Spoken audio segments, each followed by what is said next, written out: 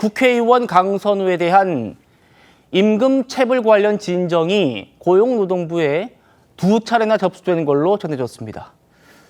아시는 것처럼 보좌진 월급은 국가가 주죠. 그런데 왜 월급 주지도 않는 강 후보자와 이런 분쟁이 발생했는지도 의문인데 어제 청문회에서도요.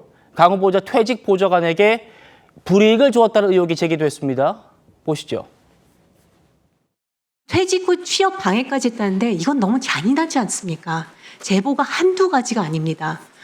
46건의 면직? 이게 아니라고 하셨죠? 28명의 해고건이라고 했습니다. 그냥 한 명 한 명이 아니라 한 명 한 명이 생계입니다. 보좌진 소모품 아닙니다. 제보에 의하면 후보자가 권고사직 처리도 안 해줘서 실업급여 못 받았다는 얘기들이 많습니다. 그렇기 때문에 그 별정직 임기제 고용보험 상실 사유서 모두 다 보좌진이랑 비서관들에 대해서 제출해 주시기를 부탁드립니다. 자료를 제출할 수 있는지 검토할 것이고요. 그리고 한 가지 말씀만 덧붙이자면 본인이 원하는 형식으로 사직이 됐다는 말씀도 덧붙입니다. 설전 변호사님. 네. 만약에 강 후보자가 지금 주장대로 28명을 면직한 것이고 나머지 20명 정도는 지금 의혹 제기하고 있는 그런 류가 아니다라고 해명하고 있다지만 국회의원이 원해가지고 보좌진을 해고한 경우에는 그렇다면 실업급여 받도록 해주는 게 맞는 거잖아요. 네, 그렇죠. 그건 꼭 국회의원뿐만 아니라 일반 사업장에서도 그게 원칙이죠. 어떤 권고사직 처리를 해줘서 어떤 실업 다음 구직을 할 때까지 실업급여를 받을 수 있도록 해주는 것이 우리가 4대 보험을 드는 이유가 뭡니까? 직장에 들어갔을 때 이런 경우를 실업급여를 지급하라고 지금 4대 보험을 하는 거 아니겠습니까? 그걸 만든 곳이 어디예요? 국회 아닙니까? 그렇다고 한다면 어느 누구보다도 근로기준법과 어떤 이런 4대 보험이라든지 이런 실업급여라든지 그다음에 산재보험 이런 걸 가장 먼저 솔선수범을 지켜야 되는 곳이 국회가 아닙니까? 예. 또 그 구성을 하고 있는 국회의원실일 것이고요. 근데 지금 저는 깜짝 놀랐어요. 어제 이 부분을 당초에는 아마 제공을 안 했던 걸로 압니다. 개인정보 동의를 하지 않아서. 그랬나 봐요. 네, 근데 이제 이것을 계속 요청을 하니까 이제 늦게서야 이 부분 동의가 돼서 이걸 받아본 것인데 저는 좀 깜짝 놀란 부분이 아니 본인이 월급 주는 것도 아니지 않습니까? 그렇죠. 국회 사무처에서 우리가 세금으로 지급을 하는 부분이에요. 근데 어떤 이유인가는 모르겠어요. 근로기준법 36조가 그겁니다. 사용자는 근로자가 사망 또는 퇴직한 경우에 그 지급 사유가 발생한 때로부터 14일 이내에 모든 금원을 지급해야 된다는 거예요. 한마디로 돈을 주지 않았다는 거예요. 그 퇴직한 공무원이 받았어야 됨에도 불구하고 받지 못한 어떤 그 금원에 대해서 임금이라든지 어떤 퇴직금이라든지 이런 부분을 지체했다는 것이거든요. 도대체 임시 별정직이긴 합니다만은 그래도 공무원이거든요. 예. 근데 왜 이것을 주지 않았을까요? 그러면 이것은 나갈 때 나가더라도 나간 후에도 괴롭혔다는 얘기 아닌가요? 악의적으로? 그렇게밖에는 해석이 안 됩니다. 그렇다고 한다면 강선우 의원실에서 이런 임금 체불을 나중에는 어차피 이제 이게 신고사가 없다라는 것은 아마 이 돈 문제가 해결이 됐다라고 볼 수가 있을 것 같은데 그런 부분에 있어서 조금 납득할 수 없는 특히나 국회의원실에서 이런 일이 발생할 수 있다는 거에 대해서 도무지 이해가 되지 않았고요. 아마 처음부터 개인정보를 동의하지 않았다는 것은 아마 이런 어떤 그 부자진을 내쫓으면서 이러한 일들이 근로기준법에 의해서 고발이 됐다는 것을 진정이 됐다는 것을 충분히 본인이 알고 있었기 때문에 본인의 갑질 의혹과 연결되는 부분이라서 아마 이런 제일 처음부터 동의하지 않았던 것은 아닌가라는 또 추측이 드는 것은 또 어쩔 수 없는 저는 합리적인 의심이라고 봅니다. 예, 우리 강성필 부대변인님은 제가 또 국회에서 취재할 때도 만났던 분이고 우리 강 부대변인님은 인턴부터 시작해가지고 비서관, 보좌관까지 모두 하신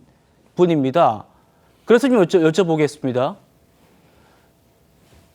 강선우 후보자가 뒤늦게 제출한 이 자료에 따르면은 지금 임금 체불 논란 2건이 있고 권고 사직 처리를 안 해줘가지고 실업급여도 못 받겠다라는 의혹이 또 제기됐고 퇴직 후에 취업 방해까지. 물론 강 후보자는 본인이 원하는 형식으로 사직했다라고 합니다만 앞선 여러 직원들이 왕따를 시켜가지고 알아서 스스로 나가게끔 하는 이런 사례들도 있었다는 얘기가 전해지기 때문에 인턴부터 비서관, 보좌관까지 다 해보신 부대변인께서는 지금 이 의혹 어떻게 보십니까? 일단 저는 처음에 이제 뭐 임금 체불이라는 말을 들었을 때 제가 알기로 이제 보좌 직원들의 임금은 국회 사무처에서 지급이 되기 때문에 국회의원이 중간에서 뭐 이렇게 손댈 수 있는 그런 구조가 아니거든요. 그래서 저게 무슨 말일까라고 생각을 해보고 많은 이제 다른 보좌 직원들과 그렇죠. 얘기를 해보니까 한 두 가지 정도의 경우가 있겠더라고요. 첫 번째 같은 경우는 뭐 지역 사무실 같은데 이제 인원이 부족할 수도 있습니다. 뭐 예를 들어서 국회의원이 정말로 뭐 일욕심이 있으면 뭐 국회에 있는 9명의 직원만으로도 부족하기 때문에 추가적으로 또 비용을 들여가지고 채용하는 경우도 종종 있다고 보고요. 그다음에 또 이제 이 오랫동안 일을 했어요. 이 어떤 직원이. 예. 근데 이 직원에게 줄 수 있는 급수가 뭐 7급밖에 없는 거예요. 9급밖에. 근데 이분이 일도 오래 했고 경력도 있고 그러니까 이분을 또 사적으로 또 수고비 쪽으로 더 이렇게 챙겨줄 수 있는 그런 상황도 있는 것이고 또 인턴 같은 경우도 이제 이 근로기준법이 개정이 되면서 2년 동안에 아마 뭐 20개월, 1년에 10개월 정도밖에 근무를 못 하게 될 겁니다. 그걸 넘어가면 이제 정식 뭐 계약을 해줘야 되는 그런 문제가 있어요. 그 사례들은 굉장히 특이한 사례들이 있긴 네. 하네요. 특수한 사례들. 그래서 이제 보통은 10달밖에 인건비가 지원이 안 되니까 나머지 2달은 또 의원실에서 이 친구가 너무 일을 잘하고 예. 또 다시 채용을 해야 되니까 그냥 2달은 또 의원실에서 보전을 해주는 그런 경우도 있더라고요. 그래서 뭐 한 몇 가지의 경우의 수가 있기 때문에 저는 이게 어떤 경우에서 일어난 건지는 좀 당사자, 진정을 냈던 당사자를 좀 불러서 얘기를 해봐야 된다라고 생각을 하고 권고사직 처리 안 해줘서 실업급여 못 받게 됐다.